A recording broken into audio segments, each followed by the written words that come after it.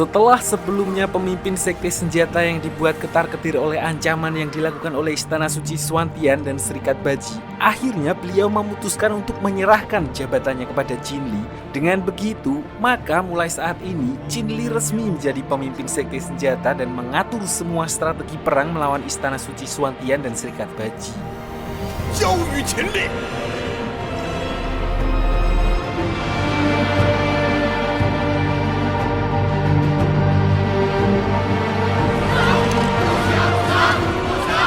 Tapi walaupun begitu, dia bukanlah tipikal orang yang gila jabatan di mana dia dengan tegas akan mengembalikan jabatannya setelah masalah yang terjadi di sekte senjata selesai. Di sini dia lalu memanggil Master Su untuk menanyakan cara terbaik melawan musuh sebelum fajar tiba, di mana beliau pun menjawab kalau pilar spiritual sebenarnya menyimpan kekuatan besar. Namun masalahnya untuk menguasainya harus di tingkat tertentu di mana Qin Li belum mencapainya. Di sisi lain, Master Mohai yang mendengar hal itu pun langsung terpikir sebuah ide di mana beliau lalu meminta Qin Li meminjamkannya resep membuat petir hitam nirvana untuk memberikan gebrakan ke pihak musuh.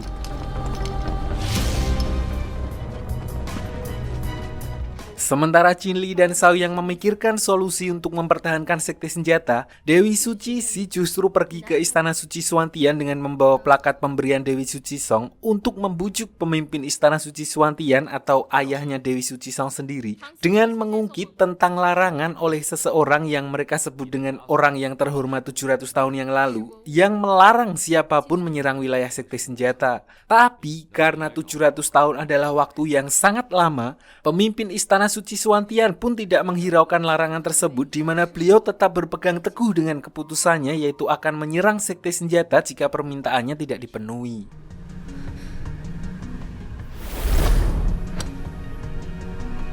Sementara itu di sisi lain, diperlihatkan Dewi Suci Song yang sedang menemui Qin Li untuk memberitahu bahwa dia yang sudah hafal dengan cara main keluarganya, lalu meminta Qin Li untuk menjaga Master Mohai karena beliau adalah kunci dari solidnya pasukan sekte senjata.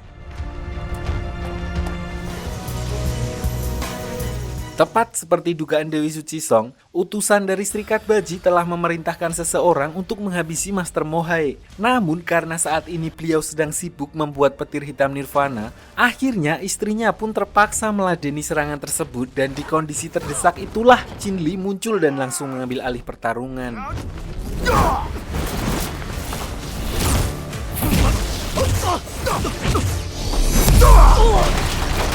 Meskipun melawan dua orang sekaligus, terlihat utusan Serikat Baji bukanlah orang sembarangan dan tetap berada di atas angin, di mana dia dengan mudah melumpuhkan Qin Li dan menangkap istri Master Mohai tepat ketika beliau selesai membuat petir hitam nirvana. Melihat nyawa sang istri berada dalam bahaya, Master Mohai lalu memberikan petir hitam nirvana tersebut agar utusan Serikat Baji bersedia melepaskan istrinya. Namun ketika bola petir itu berada di tangannya, dari arah belakang Qin Li muncul untuk menyerangnya menggunakan jurus petir dan memicu senjata tersebut.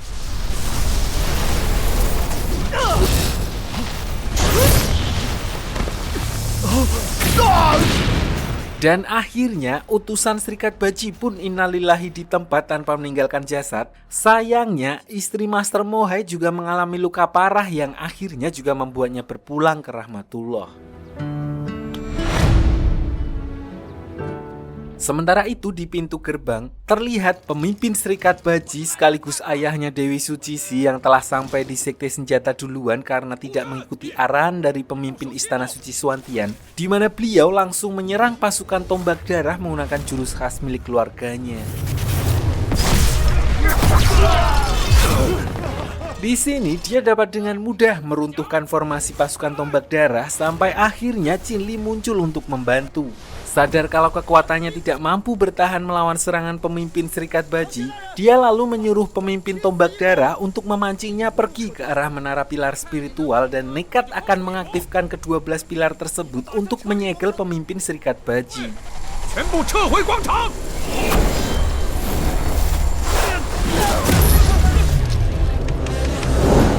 哇，好的，好的，好的，好的。Tanpa buang waktu, Qinli pun langsung mencoba mengaktifkan ke-12 pilar spiritual itu. Namun pemimpin Serikat Baji kembali menyerang ke arah pilar spiritual tersebut dan tepat di saat yang bersamaan muncul kepulan asap hitam yang berasal dari alam baka, yaitu tempat di mana klan iblis berada. Tentu saja peristiwa barusan membuat semua orang terkejut karena tanpa sengaja mereka telah membuka gerbang besar yang menghubungkan dunia manusia dengan dunia iblis.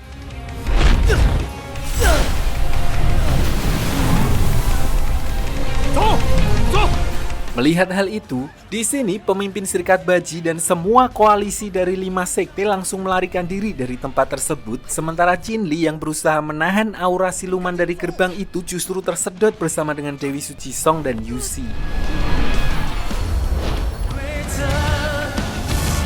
Dan dari sinilah akhirnya baru diketahui alasan ke-12 pilar spiritual berada di sana adalah untuk menyegel gerbang tersebut, di mana 700 tahun yang lalu seseorang yang terhormat melarang semua orang untuk menyerang wilayah itu, dan kali ini mereka pun harus menerima konsekuensinya.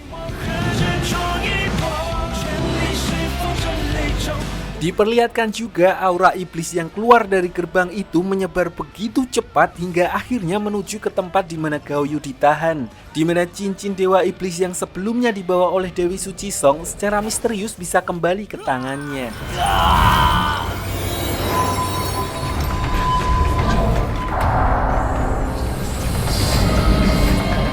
Ternyata runtuhnya gerbang alam baka dan tersedotnya Qinli ke dalamnya tidak lepas dari pantauan kakeknya Qinli di dunia dewa. Dan disinilah akhirnya baru diketahui bahwa seseorang yang terhormat yang membuat 12 pilar spiritual di sekte senjata untuk menyegel klan iblis 700 tahun yang lalu adalah Qin San, kakeknya Qinli, di mana beliau sengaja membiarkan Qinli mengaktifkan 12 pilar spiritual dan mengeluarkan seekor ular bernama Mawang untuk memandunya. 老王，去吧。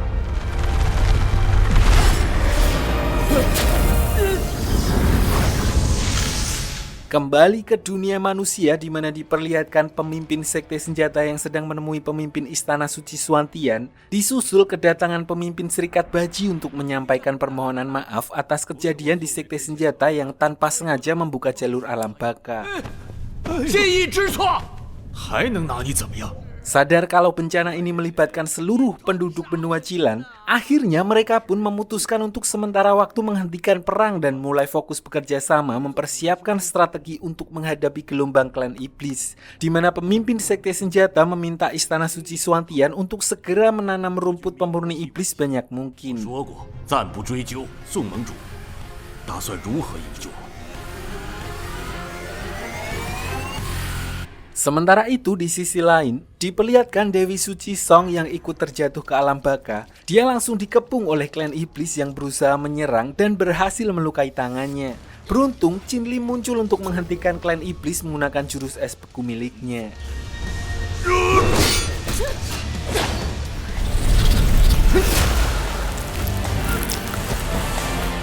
Setelah adu mekanik itu berakhir, mereka lalu berpencar untuk mencari Yusi, dan anehnya, di sini Yusi sempat melihat Qinli berjalan di hadapannya. Namun ternyata Qinli sendiri tidak menyadari keberadaannya, di mana Yusi seperti sedang berada di dimensi lain. Yusi, 你跟着我干嘛？ Setelah mengalami momen tersebut, tiba-tiba Yusi tersadar dan ternyata dia berada di sebuah tempat di mana dia sebelumnya ditemukan oleh seorang perempuan yang berasal dari klan iblis bernama Zhao Xi. Meskipun berasal dari klan iblis, namun dia terlihat berbeda dengan iblis pada umumnya yang justru suka menolong dan saling menjaga kerukunan. Di sini Zhao Xi pun menjelaskan kalau kejadian yang barusan dialami oleh Yusi hanyalah mimpi setelah terpengaruh oleh kristal mimpi buruk di alam baka, dan yang menemui Qinli tadi hanyalah rohnya. 别怕，我不会伤害你。没想到吧？否则就不会救你了。 Di tengah obrolan tersebut, Zhao Xi sempat menanyakan tentang rambut dan mata Yusi yang tiba-tiba berubah menjadi ungu, yang padahal seorang manusia tidak akan menunjukkan perubahan fisik tersebut. Awalnya Yusi mengira kalau perubahan itu disebabkan oleh aura iblis yang masuk ke dalam tubuhnya, namun Zhao Xi langsung menyangkalnya dan berkata bahwa seseorang yang telah terkontaminasi oleh aura iblis akan berbeda dengan kondisi yang dialami oleh Yusi saat 我 ini. 们去血染的人族，情况并非如此。Sementara itu di sisi lain, diperlihatkan Yuan yang datang ke Sekte Senjata mewakili Istana Suci Suantian. Dia berkata Istana Suci Suantian akan mendukung penuh usaha Master Mohai dan bahkan mereka bersedia memberi semua yang dibutuhkan demi membuat senjata untuk menghabisi klan iblis. Tapi setelah apa yang telah dilakukan pihak Serikat Baji, Master Mohai justru menolak bantuan pemimpin Istana Suci Suantian barusan setelah mereka dengan entengnya menghabisi istrinya. 给谢意带句话。 Kembali ke wilayah pilar spiritual di mana diperlihatkan jalur alam baka yang masih terbuka lebar dan para iblis yang terus keluar melalui lubang tersebut.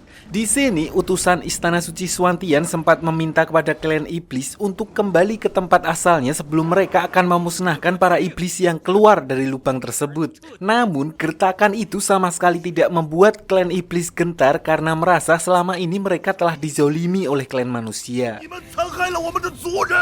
战！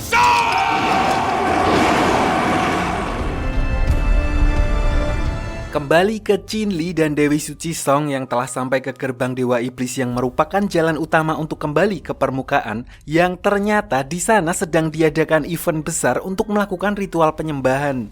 Diperlihatkan juga ternyata Yusi bersama dengan Zhao Xi juga berada di tempat tersebut, di mana ritual itu dipimpin oleh seorang perempuan tua yang kita panggil saja Nenek Suci. Beliau mengatakan kalau cincin dewa telah menemukan tuanya, di mana dia akan meresmikan orang itu untuk dijadikan pemimpin dari klan iblis. Dan ternyata orang itu tidak lain adalah Gao Yu yang sebelumnya menerima cincin dewa iblis dari siluman pemakan roh. 尊圣神。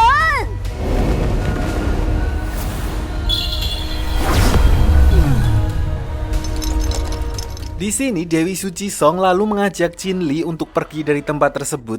Tapi di tengah perjalanannya, kodam ular mawang justru membawanya ke sebuah tempat yang dinamakan kolam petir. Di sini dia kembali bertemu dengan Master Su yang menjelaskan kalau tempat tersebut menyimpan kekuatan inti dari petir itu sendiri. Dan jika Qin Li mampu menyerap kekuatan petir tersebut seperti dia menyerap kekuatan es di lembah terdingin, maka kekuatannya akan meningkat secara signifikan.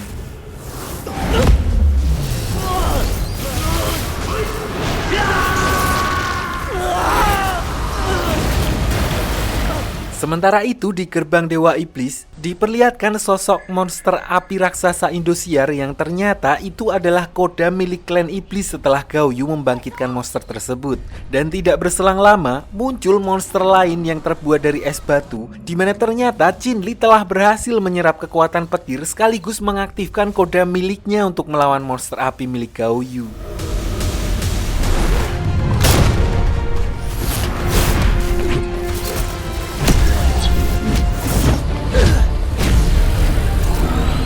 Setelah menguasai inti petir yang cukup overpower, di sini Qin Li terlihat mampu mengatasi Gao Yu dan menembus pertahanannya, tapi belum sempat mengalahkannya, Gao Yu justru melarikan diri terlebih dahulu.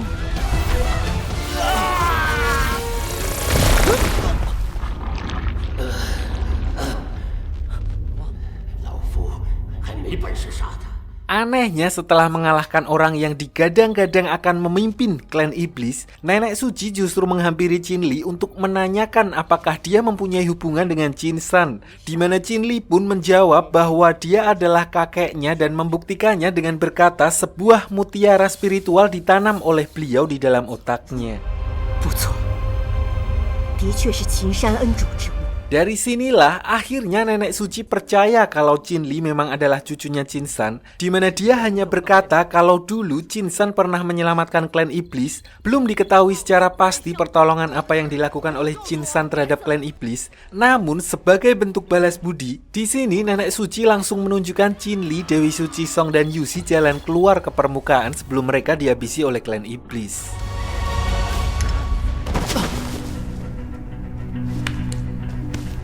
Tanpa mereka sadari, ternyata Zhao Xi diam-diam membuntuti mereka dari belakang, di mana dia hanya ingin memberikan sebuah tanaman bernama buah iblis baka kepada Yusi dan memintanya untuk meletakkannya di bawah sinar matahari setelah mereka sampai ke permukaan. Tapi setelah memberikan tanaman tersebut, tiba-tiba Zhao Xi menyerang Dewi Suci Song menggunakan sebilah belati dan beruntung Qin Li berhasil mencegah serangannya tersebut di mana Dewi Suci Song yang melihat hal itu langsung menyerangnya balik. Dalam kondisi sakaratul maut, Zhao Xi sempat menjelaskan alasannya menyerang Dewi Suci Song adalah karena semua saudaranya dan keluarganya telah dihabisi oleh Dewi Suci Song beserta para prajuritnya. 于是，对不起。 Singkat cerita, setelah melewati perjalanan panjang, akhirnya mereka sampai di gerbang permukaan Laut Kabut Ungu, di mana tiba-tiba Qin Li mengalami pergolakan kekuatan yang seakan ingin keluar dari tubuhnya, dan ternyata setelah menguasai inti petir, energi di dalam dirinya terus meningkat secara signifikan yang membuat level kekuatannya juga meningkat.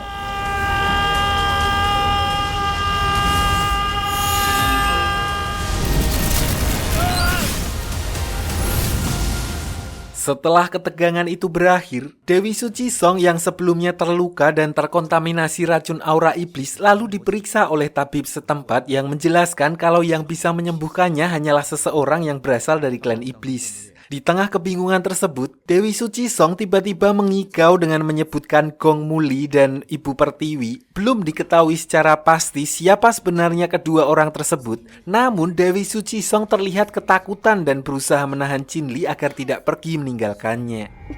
我是秦烈。 Melihat kondisi Dewi Suci Song yang semakin memprihatinkan, di sini Qin Li lalu pergi untuk memikirkan cara menetralisir racun tersebut. Saat itulah Yu Xi justru mencoba menyerap aura iblis di tubuh Dewi Suci Song dan anehnya, setelah menyerap racun tersebut, dia tidak merasakan efek negatif. Sebaliknya, dia merasa kekuatannya justru semakin bertambah yang padahal aura iblis merupakan racun yang cukup mematikan bagi manusia. Dari sinilah Yu Xi mulai mempertanyakan tentang identitas dirinya sendiri, namun dia masih merahasiakan hal itu dari Qin Li. Keesokan harinya setelah memastikan racun di tubuh Dewi Suci Song telah benar-benar sembuh, mereka bergegas meninggalkan tempat tersebut dan kembali menuju sekte senjata.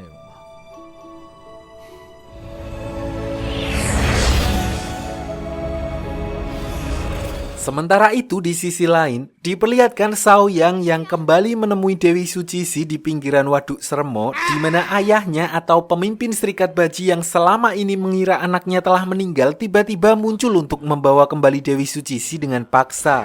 Dan entah apa alasannya, beliau sedikit berlebihan menggunakan jurus perampas jiwa hanya untuk membuat anaknya nurut dan justru membuat anaknya menjadi seperti mayat hidup.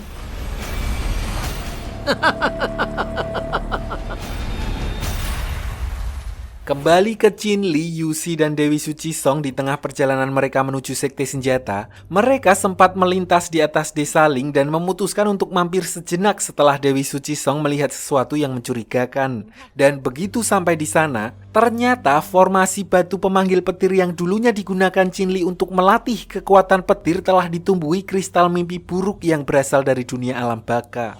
这不是我用来修炼的雷法阵吗？ 我借助眼灵晶之力。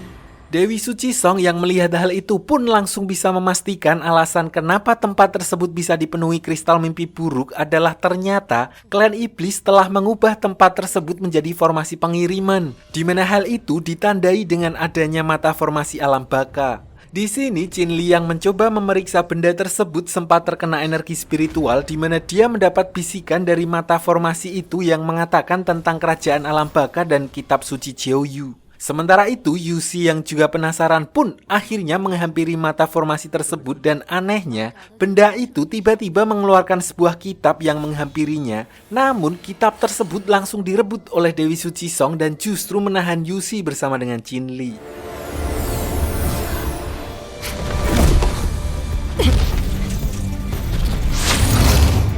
宋廷玉，干什么？ Di sini, Dewi Suci Song lalu memberitahu kalau kitab itu adalah kitab Jiaoyu yang disebutkan tadi, yang merupakan sumber dari semua ilmu tentang dunia alam baka tahap awal. Bahkan kekuatan Dewa Iblis pun diceritakan juga berasal dari kitab tersebut. Dan itu artinya Yushi adalah seseorang yang memiliki garis keturunan dari dunia alam baka, karena secara logika kitab tersebut tidak akan muncul ke permukaan jikalau orang yang mengambilnya bukan dari keturunan klan iblis. Hal itulah yang menjadi alasan utama kenapa dia bisa menyerap racun aura iblis di tubuh Dewi Suci Song tempo hari tanpa merasakan sakit. 受伤，被明魔界侵袭。 Sampai di sini, mereka akhirnya membuat kesepakatan di mana Dewi Suci Song bersedia melepaskan Qinli dan Yushi, tapi kitab Jiuyu tetap berada di tangannya sampai dia menemukan fakta tentang identitas Yushi yang sebenarnya. 右任主之意。 Singkat cerita, mereka pun akhirnya melanjutkan perjalanannya dan begitu sampai di Sekte Senjata, diperlihatkan kemampuan Qinli yang benar-benar sudah berada di level lain di mana dia dapat dengan mudah menyerap ke-12 pilar spiritual ke dalam cincinnya.